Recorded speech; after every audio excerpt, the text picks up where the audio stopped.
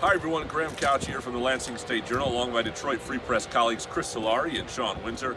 After Michigan State's, I'd say fairly predictable 44-10 tumble against Michigan. Yes, it was a tumble. Predictable. Right? I don't know if I would have predicted this. Not to this level of falling apart, which I thought was back to almost the Perlis era in a lot of ways. Yeah, I mean, they were in the game and then it got away from them. And I think that's what we kind of thought could happen. And obviously, early on, they get the early score, which is what they needed, right? Sort of the formula there. And then there was a little bit of juice. They were undisciplined offensively. They had the big 30 yards on one play of penalties, which killed one drive. They gave up a score late to Michigan. And then the second half, it was just all Michigan. They seemed to lose their spirit a little bit. Yeah, it was a lack of composure that really made me harken back, like even beyond Bobby Williams and John L. Smith, to the Perlis era. I mean, that was the type of late hitting, cheap shots, kind of things that really typified this rivalry in the 80s. And really even into the 2000s. But D'Antonio had kind of cleaned that up, and that really was what built this program, is the ability to not be provoked, to not take stupid, silly penalties that are of your own doing. And really from the first quarter on, they did. And they were the aggressors in that, and Michigan by the end was the aggressors in taking advantage of it. I see it a little bit differently, all due respect. Michigan, first of all, Michigan had several unsportsmanlike penalties itself. It's just a talent difference. Yeah. A fairly big one. And this is a good Michigan team, not a great Michigan team, but their receivers, first of all, their quarterback, Shea Patterson's the better quarterback right now than Brian Lewerke. Which wasn't always the case this year. No, and he's playing free. The line is better, the offensive line. But the receiver skill and the running back skill is, well, Elijah Collins is good. But the way Michigan's receivers are running freely down the field, Patterson sometimes had 2 and 3 guys to choose from. From the first quarter on, they messed up a little bit early, but in the second quarter, when they outscored 17-0, the game was over. And I think some of that too is the talent on the other side. I think Michigan State's secondary has been the biggest problem this year. In particular, last week against Illinois, especially in this game. I mean, if you look at the two secondaries, they lost Scott real quickly.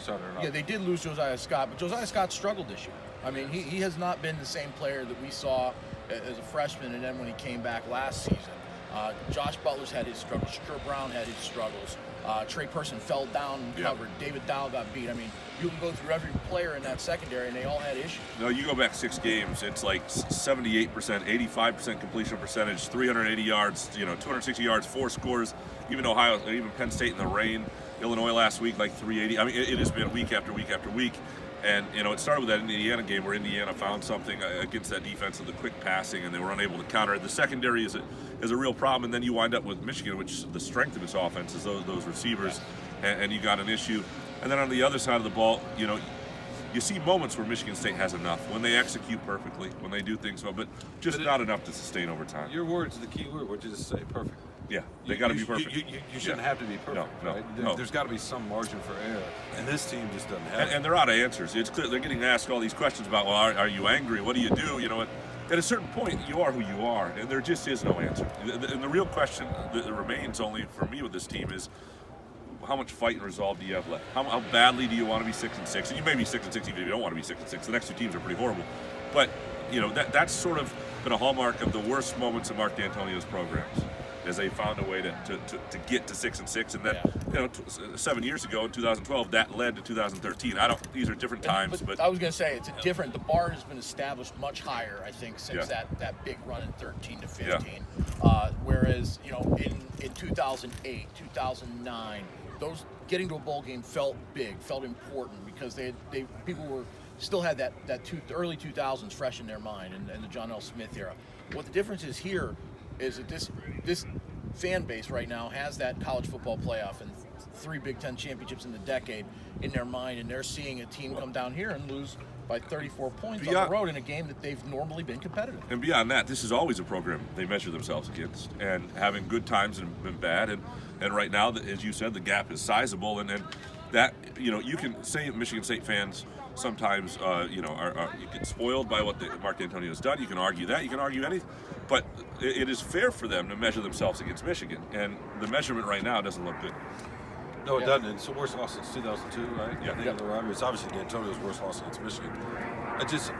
I understand your point about the next couple of games. They want to get the bowl game out. I really think a lot of the fan base. Oh, they're checked out. They checked out before this game. But they're thinking beyond the season. Like, where are they going? Where is this headed? it's not just a matter of shuffling coaches or even hire a new offensive coordinator or whatever. None of that to me matters. Right. They got to recruit and reestablish an identity in a way. When they were competing with Michigan and beating Michigan, they were the more aggressive team. They were the more physical team. They had a nastier chip. They had the better playmakers on the edge, up and down the roster. And the difference, it's somewhat I think I'm going to get into in the column, the difference between 2012 that I was talking to when they had that game in Minnesota off the radar, 5-6 like this, and now is that was to prove that was just a blip in the rise, right? They've been really good the year before. They were great after. The program's in such a different place right now, and the questions, and D'Antonio's tenure is in a different place, and the questions about him, there's a lot of stuff to figure out before you have an offseason, before you have what's next. They're 24-25 overall in the last since the playoff game, and in the Big Ten, what are they? 15-18, 19 now. Yeah. I mean that's not just a blip at this point. I don't think. No. Yeah, I mean you're talking a 4-year subset. That's an entire season. That's an entire class of a college career, if you will. We'll have complete coverage at freak.com, lsj.com, greenandwhite.com. Thanks for watching.